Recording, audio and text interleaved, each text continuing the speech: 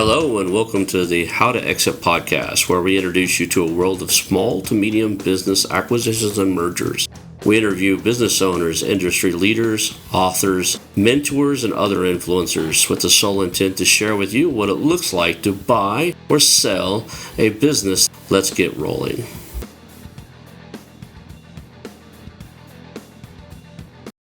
And now a moment for our sponsors. I want to highly recommend you get Acquisition Aficionado magazine. Every month, Acquisition Aficionado magazine brings you tactics for business buying and selling you won't find anywhere else. Learn firsthand from industry leaders who share their success stories, featuring in-depth interviews and stories from leading figures in the business acquisition industry. This multi-platform mobile magazine speaks to acquisition entrepreneurs wherever they are in the journey. And I want you to visit acquisitionaficionado.com today. Hello and welcome to the How to Exit podcast. Today I'm here with Peter Graves, and he is the CEO or interim CEO of the company he just bought, which is a motorcycle dealership and e-commerce site. We're going to get into that. But man, you have an incredible background. So thank you for being here today. And we're going to start there, I think. Talk about kind of your background, how you ended up through racing to where you're at now, and anything else you want to share. But just kind of let's make the audience know who you are so we get connected with you. Hey, thanks, Rob. And thanks so much for inviting me on. It's really a pleasure to be on here. So I've got to start with that. Yeah, we've known each other for a while now. We've been on the same Zooms and stuff, and you've been involved with some of the cool things that we did together as a team, and some of the projects and stuff I put on. So you and I have known each other for a couple of years now. So yeah. But I haven't yet visited you in California, but I've visited you digitally. Yep, been in the office via Zoom many a times, right? So, but thank you for being here, and let's start with the origin side of it. Yes. So actually, my path to becoming an acquisition entrepreneur is probably an odd one, but then we all have odd paths. I was just talking with Ron, and I was born into a cult family in London, and my father was in a cult called the School of Economic Science, and it was from before I was born until the day he died, which is a couple of years ago. So that was a very strange upbringing, and we were vegetarian, and we played in Sanskrit, and the women all had to be subservient to their men, and all those other things that cults do. They then opened up their own schools, to which I was sent. And they decided to beat the boys a lot to break us into submission. And the girls they didn't beat because, of course, they were female and you couldn't do that to a woman. They just put them into arranged marriages with their teachers. But all the cult stuff went on. I was very grateful to escape around the age of 12. Oh, wow. So that's a tough start, right? So 12, you escape. Where do you go live with a relative? Do you go, where did you go to finish school and to end up where you are now? I went to normal school, and my mother actually, she kind of had enough. I think she got married, not really knowing what she was getting into, and eventually they got divorced, and we were running away from school every single day, and of course my father's people were telling the judges that we loved it there and we were happy there, but the judge could see that we just left every single day, so we were able to give evidence in our own way, and we got out. So I went to normal schooling. Oh, we still, of course, had, normal family. We had, didn't lose touch with uncles and aunts and grandparents and neighbors. So there was a semblance of normality in our life as well. So we knew what that was. Awesome. That's cool. And then somewhere along the line, you found a motorcycle, right? Yes. So I kind of went through my teens, did school, but I'd seen motorcycling and at this point probably thought that's as far away as possible from what I was brought up into in those early days. And I fixated on it, and that's exactly what I wanted to do. So when I hit 18, I got myself a dodgy old 400-pound race bike and started racing very badly to begin with, and went on for 15 years and ended up winning quite a lot of stuff. I won some British Championship races. I'd raced in World Endurance, going around a famous circuit called Spa in Belgium. If anyone follows it, we made it on the podium there, and did a year in Grand Prix as a private rider. So yeah, it's a bit of a hard act as a private rider, but won some good races, and aged about 33, I thought that's enough, time to do something else now. So I stopped. I used to ride dirt bikes and race those a little bit, amateur, never good, never had any real sponsors. I think would run in the the local races and stuff and play around. Never got great at it, and tried to do some motocross That was a lot of those were enduro type of things or flat track type of things when I was younger. Tried to get into the motocross scene and kept hurting myself. So around my 30s, I was like, yeah, I've broken enough bones. I think I broke my ribs and my right arm twice in a single year in 3 different wrecks. And after that, I was like, I probably ought to quit doing this. It sounds like being a racer, and of course, where your area is brilliant for that, isn't it? You remember the film with Steve McQueen and Kenny Roberts on Any Sunday? They're just riding across the desert, just fantastic. Yeah. All right, let's see here. So after that, you got kind of getting out of that. Where did you go next? Well, I'd been doing to pay for that. I'd been doing a lot of IT work. I was Right. contracting in London, so I got quite skilled in that. But a year after racing, I thought, well, I'm not going to be a commuter in London for the rest of my life. So I went off to visit some people in New Zealand. Ended up staying for 5 years. And while I was there, I met my wife, and we got a boat, and we sailed around a lot, and we got a child, and a house. So life definitely took a different turn there. But 5 years later, our son was growing up, not knowing his grandparents, and my dad had some strokes. So we thought we'd come back. So we're back in London 5 years later, and then began yet another chapter.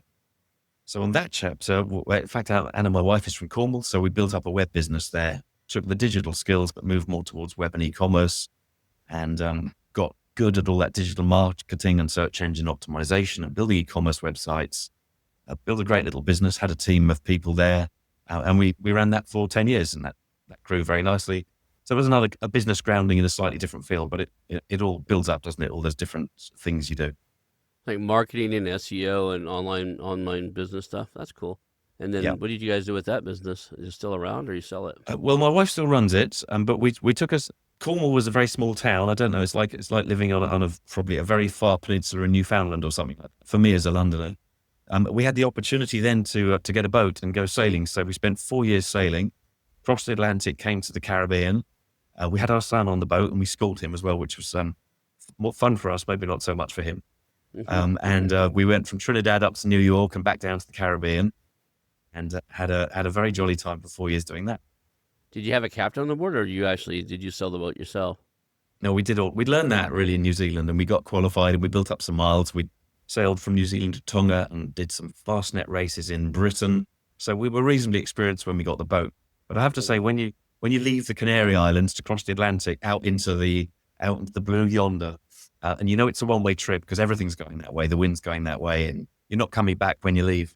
So it was still a big moment, quite intimidating. Let's go into let's get back on the topic.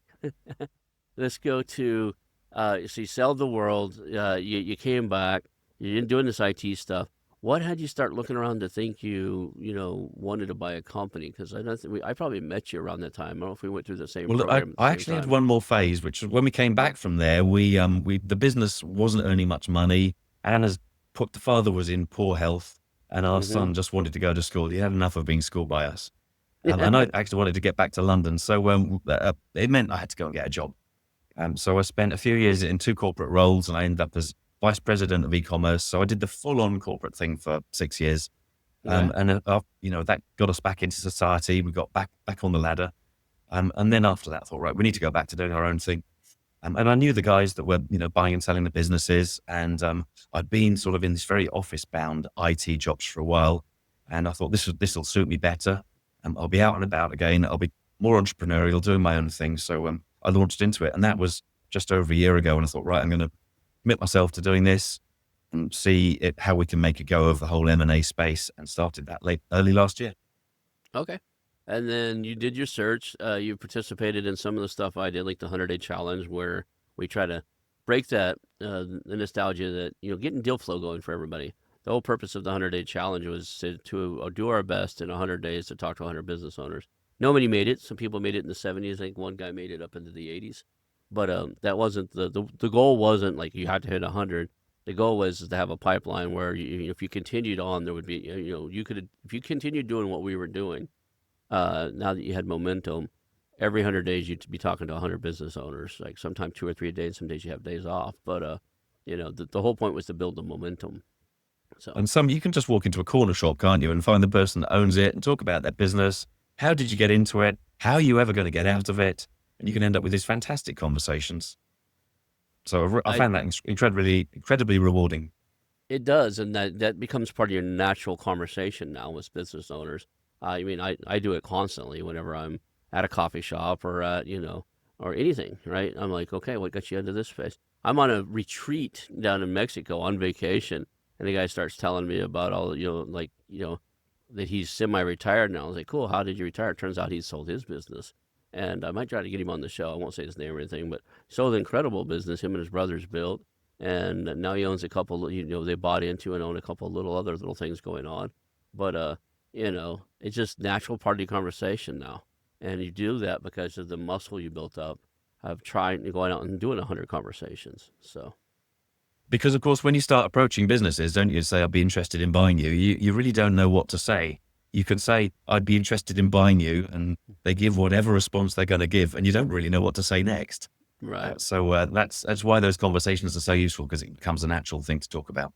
yeah, it's like if you try that approach, a lot of times people don't get. Well, I'm not for sale. It's like, okay, if you go in the natural approach, and what we did in the 100-day challenge was just to go, tell me all about your business. How did you build it? Why did you build it? What were your challenges? I bet this was difficult. I bet that was easy, or whatever. And you're having a natural conversation, and somewhere along along the lines, like, what's next, right? What are you gonna do when this is done, right? And that's naturally part of the conversation, as opposed to just going, "Hey, I buy businesses. Are you for sale?"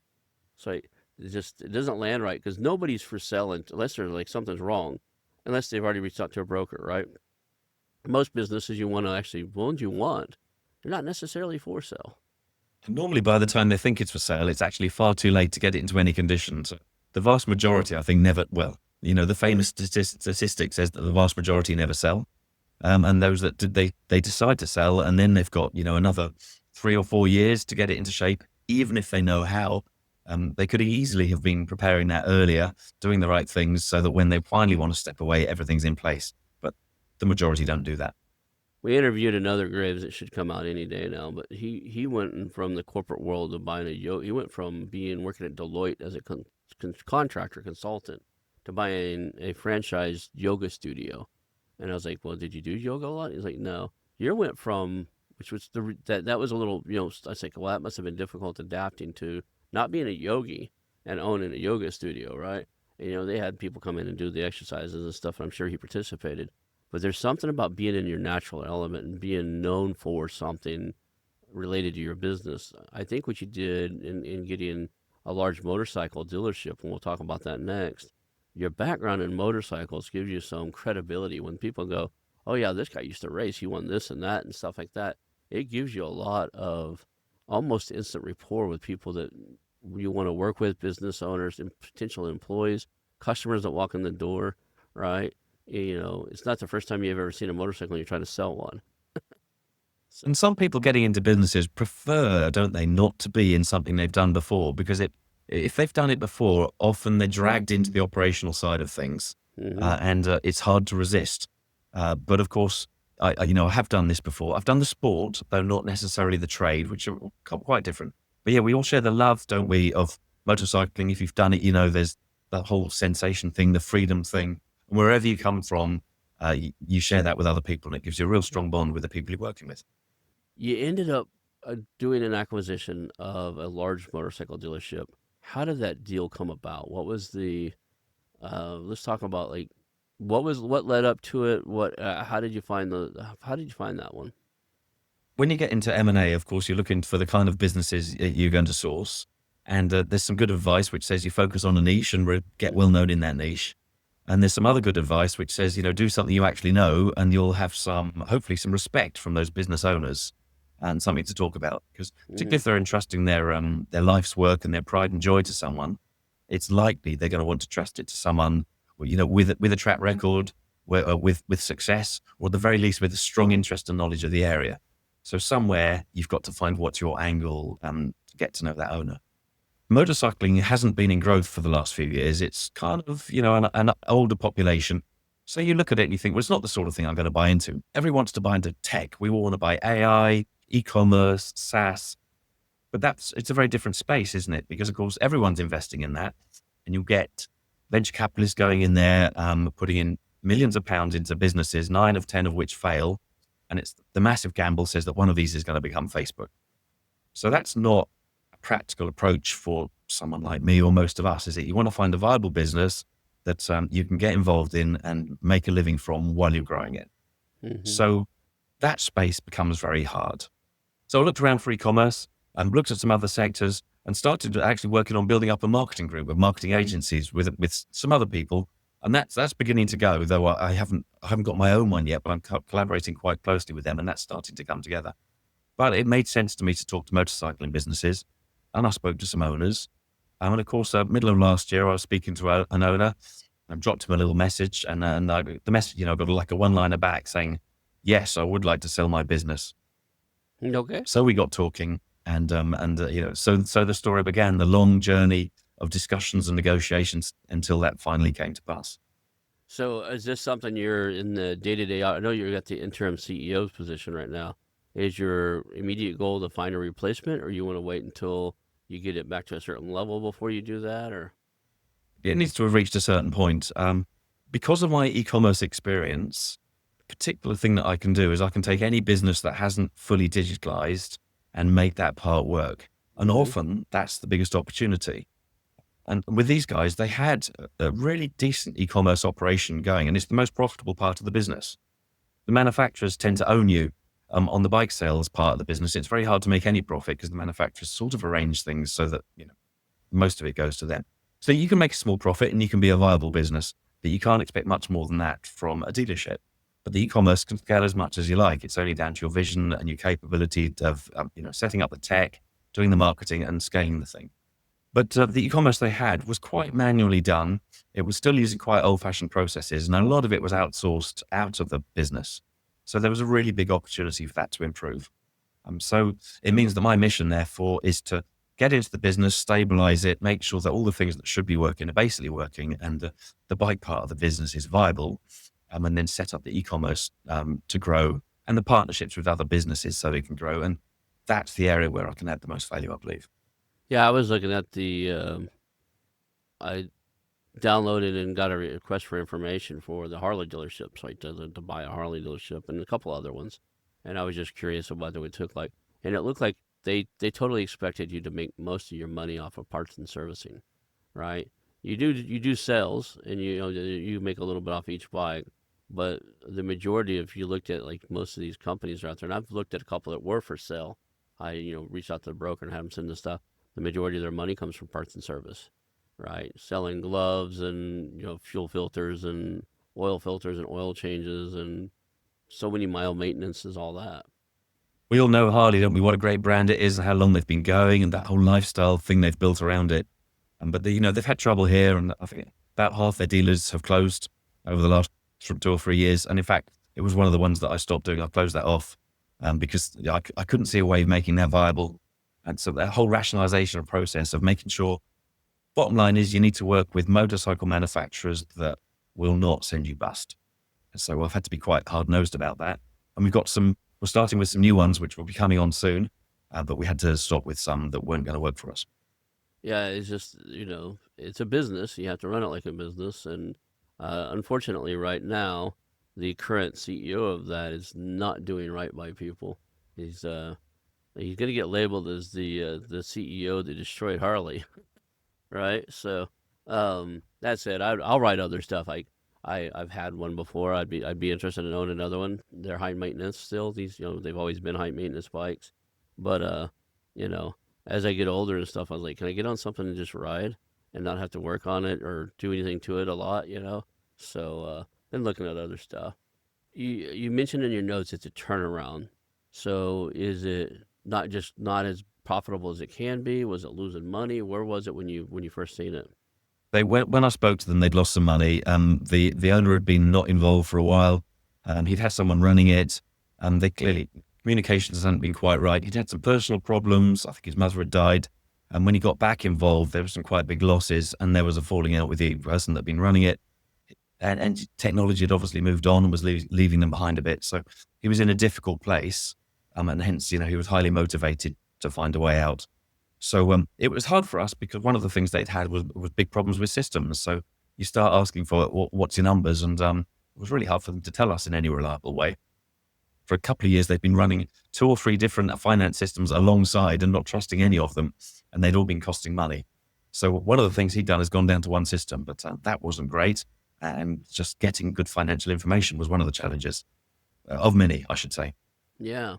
So I know that I've seen a lot of stuff recently on different other podcasts and stuff like that, talking about how pro ball players and some other people are getting in and making millions, if not billionaires, out of them by buying car dealerships up.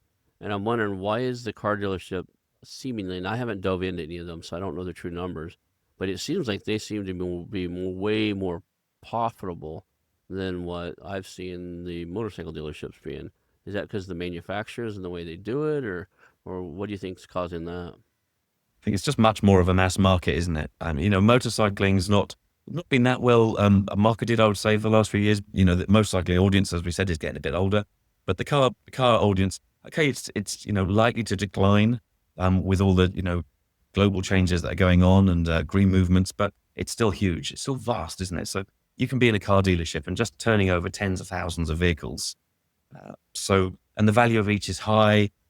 So I think people put a lot of disposable income into their cars, don't they? And Hmm. some people put disposable income into the bikes, but it's a smaller market. So we're more Usually your niche. bike's your secondary mode of transportation too. Like for a while there, all I had was my bike, but for most of the time, I ended up having to sell my. I moved to Hawaii, and it has storms there where it'll rain so hard you can't see your hand in front of your face, and then I couldn't get anywhere because you can't ride a bike in that. Like it's really dangerous to ride a bike in super heavy rain anyway. Just because the hydroplaning is not in a car. A hydroplane you slide a little bit, and you're like, woo, that's fun. In a bike, you do that, you're liable to be chewing on pavement for a while. So you don't want to do that often. And the roads there were grooved to let the rain off the road. So even when you're riding along casual and it's not raining, it's kind of miserable because it's like you're on this vibrating thing all the time. Your car is pretty good at absorbing it. That Harley wasn't. It's like everywhere I went on all the roads that cut across the island, it was just like riding on just vibrating just the whole time, and it wasn't that fun. I got 3 or 4 tickets too for the traffic was so horrible there. I was cutting traffic, and that's not allowed there. Or riding in the mopeds could ride in the bicycle lane. They'd let them get away with that. So I'd be riding down the motorcycle lane, with my motorcycle right down the bicycle lane, and they didn't like that much. So, but it'd be bumper to bumper. Take you, the island's only 26 miles or 30 miles, round, diameter, but it might take you 3 hours to get somewhere because it's bumper to bumper, right? It should That be well, again, on your bike, it should be quicker, right? You should be able to get around. But if you're not allowed to pass the cars, split lanes, then it ruins the fun, rather, doesn't it, on the road? I tell you, I was in Mexico and it's scary down there. I was in Mexico for 4 days and I had I was on a retreat most of the 4 days, but on the way to the retreat was 45 miles or so, 45-minute drive from the airport, and I didn't have to drive it because we had private security pick us up and stuff. It was a pretty luxury thing, and the driving along, watching the motorcycles there. They'd have grandma on the back or something, and they'd be riding 3 people deep on this on a motorcycle, and they're splitting lanes coming across us while we're going 40 miles an hour, 50 miles an hour on the highway. I don't know what 70 kilometers is, but it didn't feel like 60 or 70 here. So whatever 70 miles kilometers an hour was, that's what we were driving on these roads. But yet you got nothing. They're not wearing helmets. Some of these motorcycles look handmade, homemade. It was impressive to see. And then we got into these little villages, and people were riding dirt bikes and four-wheelers and golf carts around, like as not just like just to get around, like as means of transportation, right? You could tell that's what they were driving to work. There's plenty of parts of the world, aren't there, where you can see people riding on a motorcycle, as you say, with a family of 3 or 4, maybe Hmm. with a pile of straw bales on the back, and if you're lucky, they might even have a goat strapped on the back. I haven't seen that down there, but it was still pretty impressive to see how well they used the motorcycles and stuff. And there's one guy, he come flying by on a wheelie, right? And I thought, oh, he's gonna ticket because we just passed a cop. I seen him fly past a cop on that wheelie, and they didn't do a thing, they didn't bother, right? And the cops down there are serious. They have ARs, like they're wearing fully automatic or semi-automatic rifles, in military uniforms down there. It wasn't like our local cop has a little pistol on his side and says, "Stop, give you a ticket." I don't think you'd want to tick one of those guys off, but they didn't blink an eye. They just kind of looked up and like, whatever. All right, gonna hurt himself. He wasn't hurting. There was nobody else on the road at that time in the day. It was just him going down the road. So let's go back to what is the what do you think the timeline is? Like you've got this, you got some turnaround to do. You think this is something you're gonna own your whole life? Is this something you're gonna grow and add on to and kind of do the roll up strategy where you bolt on things to it? Yeah. What's your current? I know it changes over time, but what do you think your current plan is? But definitely starting from the point of view of being an acquisition entrepreneur rather than a lifelong motorcycle dealer. So it's all about, building it and being able to exit it later on.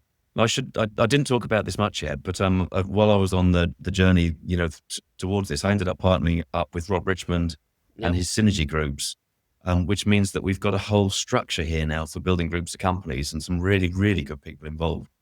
So when I started talking to this company, I needed to bring different people in, and I needed to understand the potential deal better. And I brought in Rob, and the financials needed to be picked apart. I brought in Steve Rumsey's another, a great CFO, Mm-hmm. and I brought the systems had all sorts of problems, and I brought in Rick Wilson, who's another one of the team. And finally, we needed to buy a property, and we brought in a property guy that was able to unlock that part of the deal. And so I ended up building a team of 5. So now between that and the synergy groups concept, we have a really strong platform that we can build things on. So we can acquire other companies, and we have one that's just about to be announced that's been worked on in a very closely related space, and we have opportunities in the whole of not just motorcycling, but anything around e-commerce or related engineering disciplines, and or yeah, and sorry, let me say that again, around automotive and motorcycling and related engineering disciplines, or entirely separately around e-commerce and logistics, because, that's half of our business. So we have opportunities to synergistically acquire companies in both directions. So we're looking at both at the moment. Yeah, there's all kinds of other stuff you can do too. I mean, in the same realm of, street bikes, there's dirt bikes, there's four wheelers, there's, other type of all-terrain vehicles. There's, watercraft. I mean, if you ever wanted to get into the jet ski, I don't know what you have there in Europe. Do you have lakes and stuff you guys take jet skis out on and that type of stuff? Always, yes. And Yeah. those sort of businesses can be very synergistic, can't they? One of the things we'll be doing with this we'll be moving property for the main business. There's a Mm-hmm. rented building over in Cardiff, which is the capital city of Wales, but we're Mm-hmm. based in Swansea, which is kind of the second city of Wales. And we'll be moving buildings. We're looking at something even larger and more interesting than what we have, and build this house as a destination with multiple retailers in there, different sorts of businesses. And that would be the place you could bring in the marine, you bring in activity centres, definitely cafes, Yeah. make it a destination that the whole city wants to come to.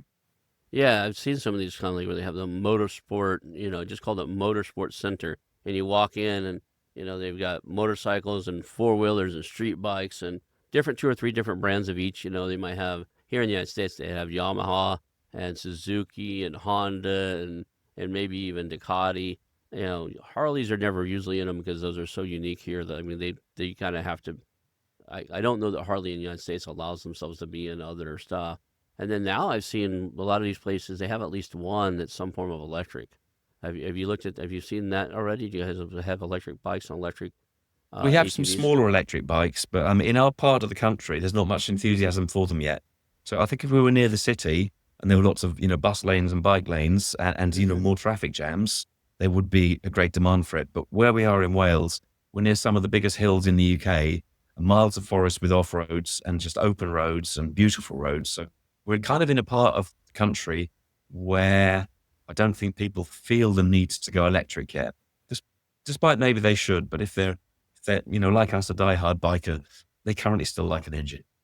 Yeah, and there's something about the roar of an engine, right? But like some of these things are doing good. They're gotten, I'd say, but they're short trip ones, right? Because they remind me of the Sportster with the small tank on it. They've got 80 to 100-mile ranges most of the time, right? So that's the reason when I had my Sportster, the first thing I did is found some place that it did. He did custom work, and he built a tank that was like a full size tank on there because I knew I was going to take this drive, and the original Sportster tank only could go about 80 miles. Like I didn't want to pull over looking for a gas station. There's some spots along the way. There's no gas station for 80 miles, right? You go through the Arizona desert, you'll see signs of next gas station's 120 miles away. Well, if I had the little Sportster, I would have been stuck. I'd have to be like hauling gas tanks on the side of the bike or something if I didn't have, if I didn't hadn't put a bigger tank on there. So The range can be an issue, can't it? And, whether you've got a small tank or a small battery, but, with the electric, that's going to improve, isn't it? And I think although, we may be dinosaurs, I might be a dinosaur, we all love an engine, but it's probably not the future. Most European countries have got some legislation moving towards the end of the internal combustion engine, hmm. so that, we will be doing I think maybe electric vehicles are not the long-term thing. It should be hydrogen at some point, but the movement is on, right? And it's going somewhere. And eventually we won't all be guzzling gas, I suppose. And I tell you, the electric motors just have so much more torque. It's insane. I have a contact. He has the Tesla Plaid, and I got to be the passenger in it. And he put it in ludicrous mode. We went out to a long road where nobody was, and he just let it go. And it's like being in a rocket. It just throws you back. I've been in race cars before. I grew up a redneck boy. I've been in drag race cars. It felt like it was been back in a drag race car. The launch on that thing was amazing. And imagine putting that in a bike. As long as you keep the front wheel down, and the tires, But with the computers and stuff in these things, I bet you could. I bet they can do that where it just has amazing launch, but it knows traction control. It knows when it's losing traction. It knows when the wheel's coming off the ground, and it just tunes it because that Tesla, the computer in it keeps the tires from spinning. Right? It just maximizes every little thing. Yeah, and certainly when I was doing it, getting the front wheel up in the air, when at maximum acceleration was a big issue. But now the electronics stops that happening, and it's like a odd story. I took some of the guys in the business to a race recently, and I hadn't been to one for a while. And it turned out unfortunate with a quite a bad accident. But when we got there, I said we have to go to this place on the circuit, and it was actually the place where I had my last racing crash. So I knew the circuit really well. It's a beautiful circuit in England. In fact, the Americans used to come over and do the transatlantic trophy on it every Easter. It was great racing. But they would go over this hill called Clay Hill, pulling massive wheelies on those screaming race bikes in the 70s. I said, we got to go and look at that. We got to the hill. Not a single wheelie was being pulled. They all had that front wheel flat on the ground. That's absolutely ruined it. The spectacle is gone. So you're gonna buy other stuff. You're gonna acquire things. You're gonna make this kind of a roll up or something with the intent at some point to build it as if it to exit, to build it to where it can be sold. That's when wealth generation really happens in this space. You make a living. You make yourself be able to pay your bills and eat when you run it. You make generational wealth when you sell it, and you do that on multiple occasions. What's the horizon you see here? You think this is going to be 2 years, 3 years, 5 years? Certainly in that range, yes. Yeah. And with work going on the marketing group as well. And there's a group also of ERP companies coming together nicely now, and some in kind of solar. So there's some really interesting groups of companies coming out of our group, all of which will have, the way it works, obviously, but it's worth telling people, isn't it? If you look at any one of these companies, you try and sell it when you want to retire. If you're lucky, you may get 2, 3, or maybe even 4 times its EBIT as its sale price. When you can get that group to a certain level of EBIT, which with enough companies in there, and you get past a combined profit of say 5 or 10 million, the whole thing changes completely, and your valuation can be sort of 6 to 10 times, depending on what sector you're in. So that really the play is, even if each of the businesses doesn't expand, you bring them together and their value increases. But if you bring together good businesses and help them work together synergistically, they will expand as well.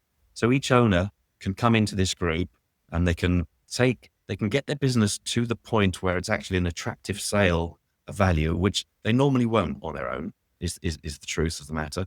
But this allows them to get to that point and then to exit with a whole exit process set up, and in a collaborative journey with the other owners, so that everyone gets the exit they want. So that's the long play. I think we actually have a window here right now that is going to, just like anything else, I think here in the United States especially, probably will bleed over to where you're at in the other side of on the other side of the big old pond, the one you've sailed across.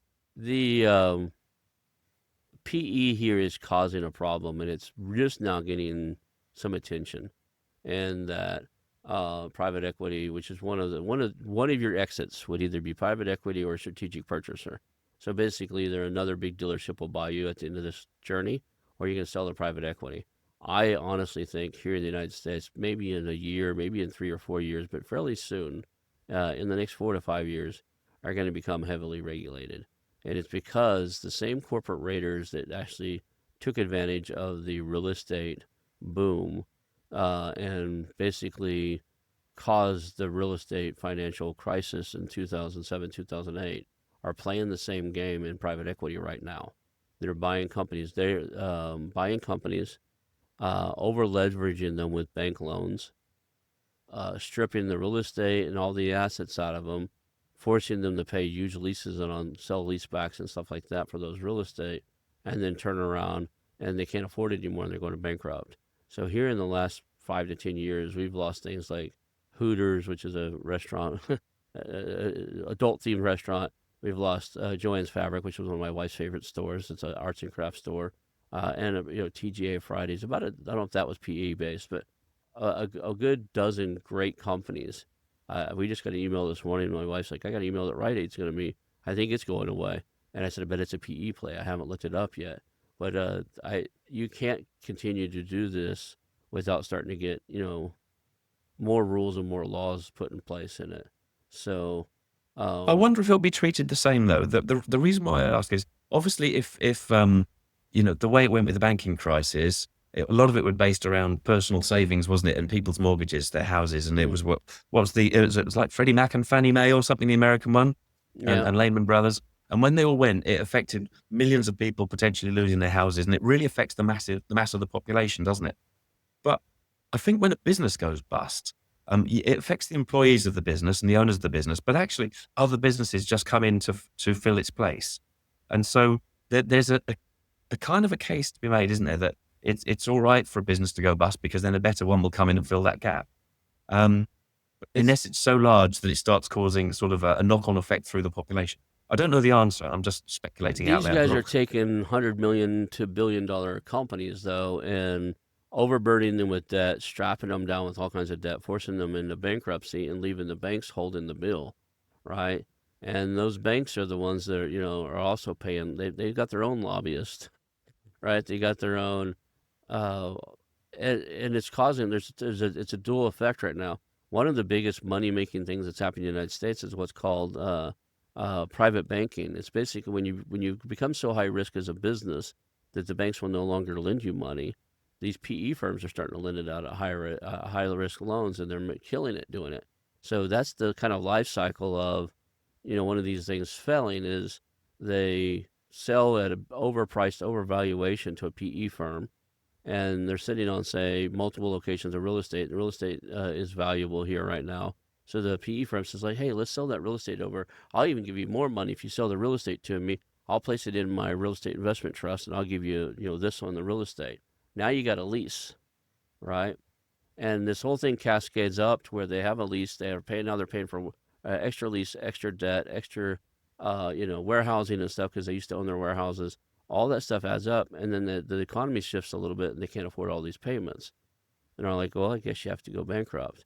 But all this, the PE firm's safe because they've stripped all the equity and all these other valuations. All their other little entities have all this stuff, and if the company itself goes bankrupt, they're fine. The bank's the one holding the bill because they only have 25% of their money, and the bank finance 70% of it, yeah, I 75% guess of it. it's a kind of fraud on the bank eventually, isn't it? And the banks have enough clout to get laws changed. So Yeah, I take your side. If banks are losing out heavily, then yeah. eventually the laws will probably come in. So that's what happened. Basically, you can. I used to tell all the time that in the real estate world, these real estate investors, they come up with a new way to make money. I said, yeah, and sometimes I owned the RIA for a while. They would come to me, it's like, I'm going to do X, Y, and Z. I said, yeah, if that ever catches on, that'll work until this first time that happens to some senator's son or some, whatever, and you get a little cloud about it, and then it's going to be a law passed. You can't do it anymore, right? And like you can't go around being predatory and not have problems caused, and that's what's going on right now. It's a very predatory thing happening here. But that may be the PE world, right? But you don't have to go that way, do you? And Right? No. there's multiple ways of exiting a business, and there's other really creative and interesting ways. Hero, obviously, management buyouts always been an effective thing, and of course, it means you end up business has a natural management team. Employee ownership trusts are really popular over here and really Yeah. good for tax. But then with a couple of our groups are right now working on listings and secondary market listings. It doesn't need to be as big and complex as an IPO, but it's a brilliant way of helping a business to grow. So all of these present really good options to business owners for their future. And that would solve the private equity firm, right? If you get to the point where nobody wants to sell their private equity because they're playing dirty tricks, and there's other alternatives, then all of a sudden they either have to change their ways or they're not gonna get these things sold, right? They're not going to be a market to where they can purchase things, right? There's always it's seductive, I think, for a business owner, isn't it? The particularly small business owner think they're going to sell it like they sold their house, and they're just going to decide to sell it one day, give it to an agent. Someone's going to give them $1 million, and they're going to go off and spend the rest of their days on a boat. Of course, in reality, that doesn't happen, does it? A business sale is more complex because a business can so easily fail having been sold. So people will very rarely give you the money up front. You get into complex deals, you get into deferred payments, you get into all sorts of interesting arrangements, which can give the owner the value they want in the long term, but not expose the buyer um, to risk. But what happens is that the business owner's not really interested in that. So I just want my money. Don't do all this fancy stuff. So if PE comes along and says, "Hey, we'll just give you the money," they're going to jump at it, aren't they? And Yeah. the future be damned. However that business is going to get milked and destroyed is no longer my problem because I've got my million and I'm on the boat. There'll be some people like that. There's always those people, and I've seen more often than not here. I've seen small, especially the small to medium businesses, the legacy and the legit, it's basically a safe pair of hands for the business. Often becomes probably, 2 or 3 times, 50%, 60, 70% of the time is more interesting and more important to that owner than the actual monetary values. After interviewing 300 people, I've actually asked many times who was the highest bidder, the one that got the got the company, and there's like not normally. It's the one that the owner felt safest. Usually the bids are pretty close, they would say, within a few hundred thousand, within $100,000 or $200,000 of each other, but it wasn't the highest and best. They got the offer. It was the ones that the owner trusted the most, the one that the owner believed that would take care of the best care of their customers and employees. They would trade that over a few hundred grand. Not everybody. There's some. I think their lines drawn, especially in the United States and maybe there too, is when you have more than 2 to 3 owners, you're starting to have a cap table. Then it's all about the money because you got to appease 4 people and somebody's going to be a holdout, right? But if you're a single operator, mom and pop, a lot of times it's just who's going to be the safest person, right? That motorcycle dealership, he's seen you as a safe pair of hands. You really did because you've been in the space, you know the space. I would imagine, you know, if somebody offered him just a few more dollars than what you could come up with, he would say, and they came from engineering or something else. He's like, no, this thing's in danger. I'm gonna give it to the motorcycle guy. It can be a bit of self-interest as well, I think. If it's in a safe pair Yeah. of hands, presumably, yes, your local reputation has a better hmm chance of staying intact. If you've got deferred payments, you feel you've got a better chance of receiving them. So I think, yeah, you can see why just the biggest cash offer may not necessarily be the one you jump for, right? Yeah. And I know Rob and Rob Richardson, and I know what he's doing in the synergy group a little bit. But are you participating in some of the other the marketing thing? Are you going to be a part owner of some of the marketing things if you go through that route, or? Yeah. Uh, okay, I had my own digital marketing agency. It makes sense for me to do that. right. And the weird thing is, isn't it? We have a business which is 50% e-commerce. It's almost a marketing company. Right. So sometimes you wonder which side of the fence it should go. Should it be a marketing company or should it be an automotive company?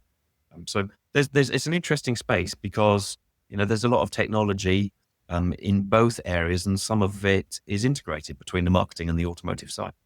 Almost all businesses should be a marketing and sales company, and the product is, in your case, is a motorcycle. The product in another case might be, I'm writing a software app, and product are there. I should be a marketing and sales agency. The product is an app, right? It could be almost any business that they're really focused on. How do I run the business? Is the business the product? Whether it's cars or motorcycles or widgets, you know, that's definitely a part of it. But, you can make the best widget in the world. And if you can't market it and sell it, you can't drive numbers. Nobody's going to know, and you're not going to pay your next, you're not going to keep the lights on. One of the things we're doing, Ron, is in terms of our operational strategy, we really needed to sort it out, the back end systems, and make sure that all our financials worked properly, and that, the operational side ran smoothly. We really needed to renew the e-commerce and get that working. There's a whole piece for us about building out more e-commerce products so that we can list more products faster from different manufacturers and different suppliers. And we're building out an AI-based workflow for that, I was going and to ask which if will help. AI was involved. So Yeah. what we'll have is actually a template of the integration between all those elements, which you'll be able to drop into certainly any similar business, and also maybe dissimilar businesses with the back end and the front end and the AI workflows working together. So a big part of our play should be to again to acquire similar businesses that need that digitization, and then drop the template in and reapply it to them. And that's, I think, where we can probably add the most value for the owners of those businesses. Yeah, I've spent the last 4 weeks writing code again. I haven't wrote code in 20 years, and using AI and using AI tools to help me write code. I'm in 4 weeks, 5 weeks, I've written over 18,000 lines of code. So if, I don't know if you've ever been in the IT world, you know that that's not, on a one man shop. That's a little bit of code, and it's all because of what the possibilities are with this stuff now. I think there's a possibility in the near future to where you could have AI out there, not just and I'm playing with all these different tools, but as a marketing agency, I could create a product. I can give my AI now a picture of a product and say, write a product description of it. And then I can say, here's my 5 competitors. Go dig through their reviews and tell me what are the customers missing on that. And then if I have it fixed in mind, highlight that as part of my product description, right? Differentiate myself by being the positive of what everybody else is having a problem with. And AI can almost track that in real time. You need to have a tool that crawls and watches those customer reviews, watches the different things, and watches the markets. What are people talking about? What do they want? How are they using the product? All this stuff that takes a lot of man hours to do. I'm a marketing nerd. I have an MBA in marketing, right? That said, all this stuff that takes many of people and man hours to do when I was doing this 15, 20 years ago, click tracking on the e-commerce site. What's the path they took through a website? I actually helped build some software a long time ago back in PHP that I could actually see somebody where they entered the website, what was the path they got to the product, and when they sold it, how many clicks did it take to get that? And then I would track all the products on our sites because I had a few e-commerce sites. How can I get the key products that are the highest sold in front of people in less clicks? Because they shouldn't take 9 clicks to get something if it's my number 2 product on the site, right? So we could track this stuff. All that could be done in real time now, where it took us a long time to write code, and we'd have to always review these statistics and web analytics and all this other stuff. Not only could it do that in real time, it could do A/B tests between descriptions once it got there. It's insane what's capable now. And then basically, it's like, how do you manage it all? How do you put it to something that like, get something out there that's working using AI? Because AI is changing so fast. By the time you get it done, you're like, oh, I'm going to add this to it too now that I can have this other thing going. Yeah, no, you're talking about like bread and butter on, and it's fantastic, isn't it? Yeah. Whether you're using the sentiment analysis tools on your social media Mm-hmm. and creating alerts for the business when they need to act, or whether you're tracking user behavior and then using that to personalize it. Once we got the basic platform in place, which is what we're working on now, we'll be launching that in July. But then you got. I'm going to be able to say, I know what bike you bought from us. I know what things you looked at last time. I'll then be serving you up the products that I think are the most likely to tickle your fancy. So it won't even be our bestseller products, will it? It'll be the products that I believe are the best suited to you, based upon your desires you've expressed. Exactly. Think about me, right? If I live on the Pacific Coast up north of San Francisco. If I were to ride a bike, I would constantly be encountering fog, mist, and damp roads. So when I come to your website, you could position the products that are best for that, the tires that are best for that, the helmets that have rip off coatings in case that or whatever it takes, right? You know that if I'm riding in this area because of this, you can see my social media. Your AI and your tools can see where I live, what I'm doing. Anybody these days, if you go for a ride, like I post pictures from the coast all the time, even though I don't have a motorcycle. Like, okay, the guy drives to the coast, twice a week. Anybody with these tools these days, you'd be able to customize that experience. When I got there, it's like, this guy knows exactly what I need, right? And if you've been to the site and you've told us what sort of bike you have, we know what Harley you have because you search for parts for it. But Mm-hmm. we can, when we get in some new offer, some special new part for that, we can either have that going to you personally on email. We can have Mm-hmm. it even, dropping into your Facebook feed saying, whatever the new part is for your sports stuff, Yep. is here in the shop. So the tech is fantastic, isn't it? You need enough time and skilled people to do it. We're in the early stages of that with this business, but the potential is fantastic when we get it all in place. Yeah. And then that applies to anything. You could drop anything in there. Now you just need whether it's water sports or helmets and gloves or whatever it happens to be. If you end up with any of the auxiliary products that go into that, the software you built is going to be able to plug into that. It's going to make you a lot more valuable when you go to sell, because somebody Yeah. will want your IP. Not only do you have a brand, you can sell Harleys, you can sell Ducatis or whatever, BMWs there, motorcycles.